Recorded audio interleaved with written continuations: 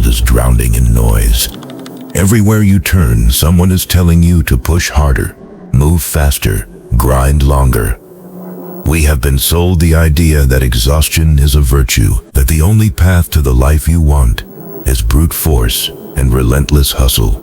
But what if the greatest minds in all of history operated by a completely different law? Marcus Aurelius ruled the most powerful empire on earth. He commanded armies, managed millions, and faced wars on every front. Yet in the quiet of his private journal, he wrote just 4 words that changed everything. Confine yourself to the present. He had discovered what modern men have forgotten.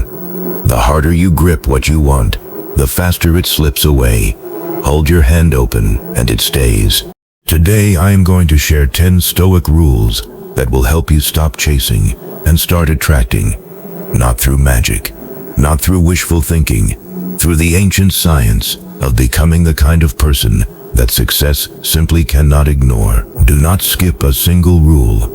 The 10th rule is the one that binds all 9 together. Stay with me until the end. There is a law hidden inside human nature that almost no one talks about. The more desperately you need something, the further it runs from you. Desperation has a scent. It broadcasts to every room you walk into that you are incomplete, that you are afraid, that you are running on empty.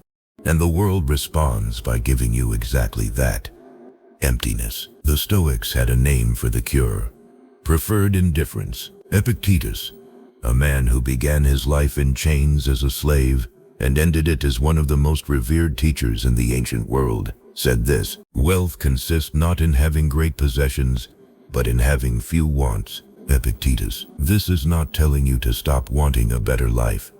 It is telling you to stop making your happiness hostage to it. Think about the last social gathering you walked into.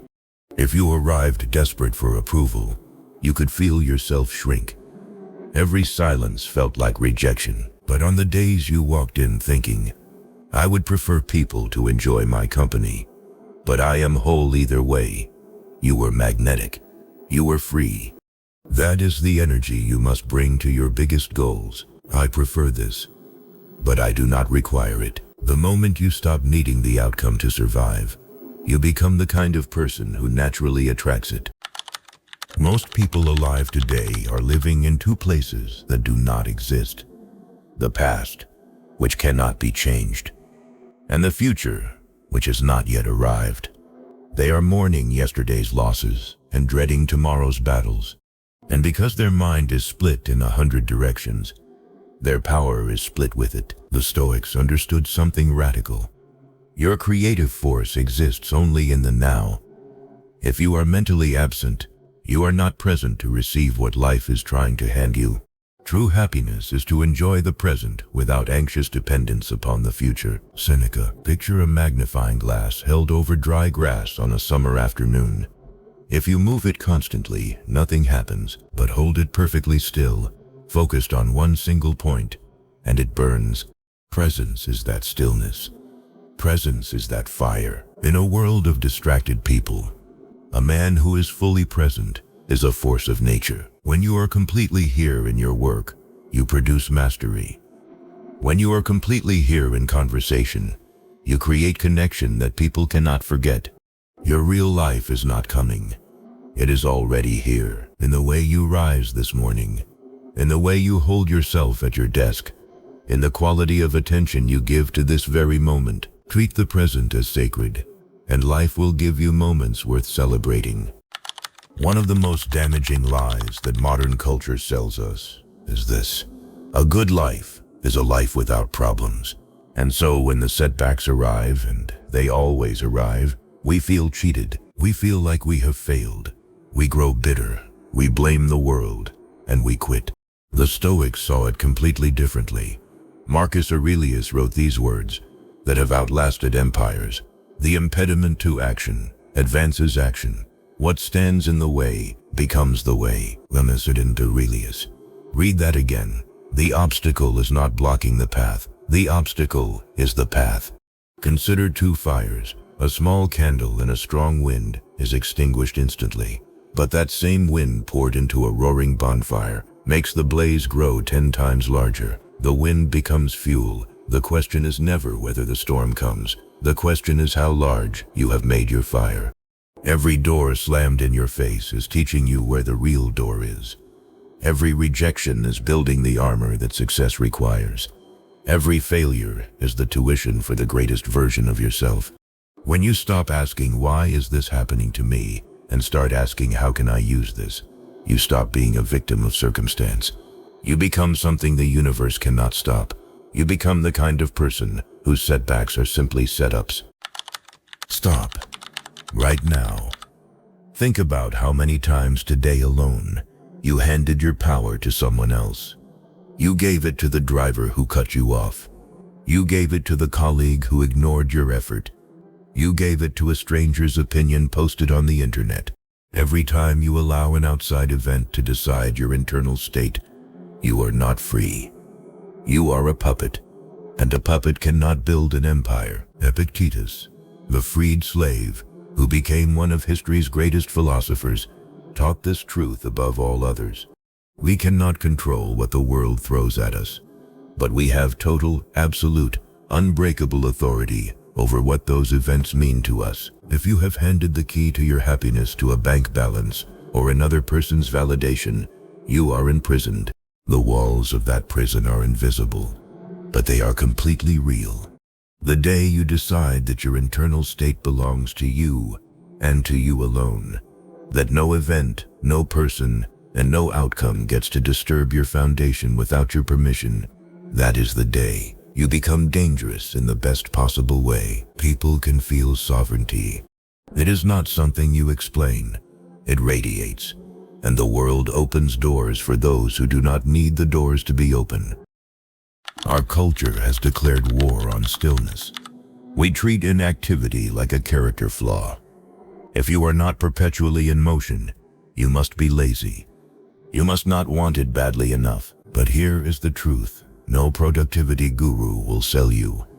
There is a massive difference between motion and progress. A rocking chair moves constantly and gets nowhere. Busy is not the same as productive. Frantic is not the same as forward.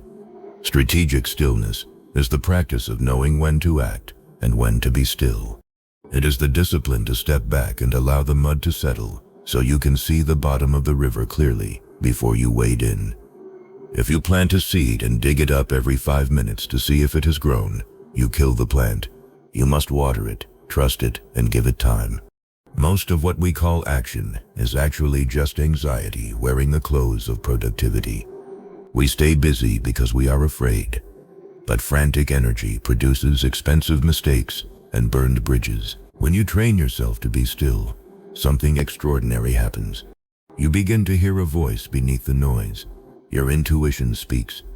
You start taking inspired action, steps that feel right, that feel guided, that produce extraordinary results with a fraction of the effort. Stillness is not weakness. It is the discipline of the warrior between battles. Most people treat gratitude like a receipt you print. After the purchase arrives, you get the thing. Then you say thank you. But the Stoics understood that gratitude is not a reaction. It is a tool, and you use it before the prize appears. Gratitude is the frequency of abundance. When you are genuinely, actively grateful for what you already have, even when that is simply air in your lungs and another sunrise, you signal to every cell in your body and every energy around you that you are a person who recognizes value, that you are ready for more. Constant complaining about what is missing sends the opposite signal, and the world will always give you more of what you signal. Marcus Aurelius wrote this in his journal, not for us to read, but for himself. When you arise in the morning, think of what a precious privilege it is to be alive, to breathe, to think, to enjoy, to love. Marcus Aurelius. This was a man with more power and more problems than almost anyone in history. And still he chose to begin each day with a reckoning of what was good. Begin every morning with 3 things you are grateful for. Not the grand things, the small ones, the smell of coffee, the weight of a good blanket, the fact that your legs carried you out of bed. A heart full of gratitude is not a naive heart. It is a magnetic one. We have been taught to believe that our emotions are things that happen to us, that sadness arrives because of loss, that anger rises because of betrayal, that we are passengers in the emotional experience of our own lives. The Stoics rejected this entirely. Your emotions are not reactions to events. They are responses to your interpretation of events. Change the interpretation, and the emotion transforms. Seneca taught that the mind which seeks truth stays anchored to what is permanent, not to what is passing. Here is the practice. When a powerful emotion rises in you, fear, jealousy, rage, grief, do not fight it. Fighting a wave only exhausts you. Instead, become the observer. Step back in your own mind and watch the feeling the way a scientist studies a specimen behind glass. Ask yourself one question. What story am I telling myself right now that is making me feel this way? Because underneath every destructive emotion, there is a story, and stories can be rewritten. When you master this practice, you stop leaking energy through emotional chaos. Every drop of power that used to drain into unnecessary drama gets redirected into your vision. This is not suppression. This is sovereignty. And a sovereign mind is the ultimate creative force. Here is a paradox that sounds impossible until you truly understand it. One of the fastest paths to creating more is to genuinely decide that you already have enough to be at peace. This is not complacency. This is strategy. And it is the strategy that the wealthiest, most powerful Stoics in history lived by. Seneca was one of the wealthiest men in all of Rome. He had access to every luxury the ancient world could offer, and yet he regularly stripped it all away on purpose. He would spend days living like a poor man, simple food, rough clothing, bare essentials, not because he had to, but because he was training himself to know, in his bones, that his happiness did not live in those things. This made him fearless, and a fearless man is a free man. When you are no longer terrified of losing what you have, and no longer desperate to acquire what you don't, you begin to operate from pure power. You take risks that smaller men won't. You speak truths that comfortable men avoid. You attract abundance not because you need it, but because you match it. You cannot manifest from emptiness. You can only manifest from fullness. Decide today that you are already enough, and watch what that decision calls toward you. You cannot manifest a life that was designed for someone else. And yet most people spend their entire lives doing exactly that. They chase the career their parents approved of. They wear the mask their social circle expects. They want the status symbols that tell strangers they have won. And underneath all of it, there is a version of themselves being slowly suffocated. Marcus Aurelius wrote in his private journal, a warning to himself that echoes across 2,000 years. Do not waste your life looking at what your neighbor says or does. Turn inward. There is the source of everything. When you are living a lie, when you are locked in work that kills your spirit, or performing a version of yourself that isn't real, you create internal friction, and friction is a brake on your entire life. You can accelerate all you want, but one foot is always on the pedal, and one foot always on the brake. The moment you find the courage to be authentic, to say what you actually think, to pursue what genuinely fires your soul, to show your real face to the world, the brake releases. You align with something larger than strategy or ambition. You align with your actual purpose. The right people find you without effort. The right opportunities materialize as if from nowhere. The universe moves fastest for those who are exactly who they are. This is it. The final rule.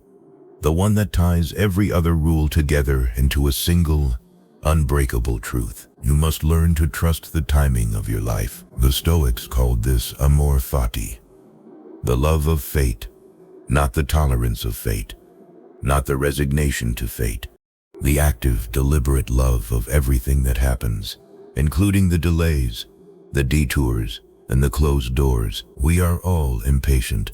We want the breakthrough now. We want the relationship, the opportunity, the recognitions, and we want it on our schedule. But the universe has a wider view than we do from where we stand. Sometimes a delay is not punishment, it is protection. Sometimes the reason your biggest goal has not yet arrived is not because you are failing. It is because you have not yet become the person who can carry it without being broken by it. Hand a child of fortune and you ruin them. The universe does not make that mistake with you. And here is the beautiful truth that ties everything together. When you trust the timing, you relax. When you relax, you stop broadcasting anxiety. When the anxiety stops, you become magnetic. When you are magnetic, you do your work with joy. You move through the world with grace. And you keep your heart open to receive. Stop fighting the river. Flow with it. Your destination has not moved. You are already on your way. You now hold in your hands the 10 laws that guided emperors, freed slaves, and men of enormous achievement across 2,000 years of human history. This is not philosophy as entertainment. This is a blueprint for transformation. But here is the truth that no one who watches this video can afford to ignore. Knowledge without action is just noise. And you have heard enough noise. The Stoics did not build vision boards. They built character, because they understood the deepest law of all human life. You do not get what you want. You become what you are. And the world has no choice but to reflect that back to you. I am giving you one task. Choose just one of these 10 rules and apply it for the next 24 hours only. Preferred indifference, strategic stillness, Amor, Fati. Just one. One day, and pay attention to what shifts. Watch how people respond when you stop needing their approval. Watch what appears when you stop chasing with frantic energy. This is the experiment, and you are the proof. Your journey is not ahead of you. It has already begun. Everything you want is already moving toward you. All you have to do is stay in the flow and hold your character. Stay strong. Stay sovereign. Live according to your highest self. I will see you in the next one.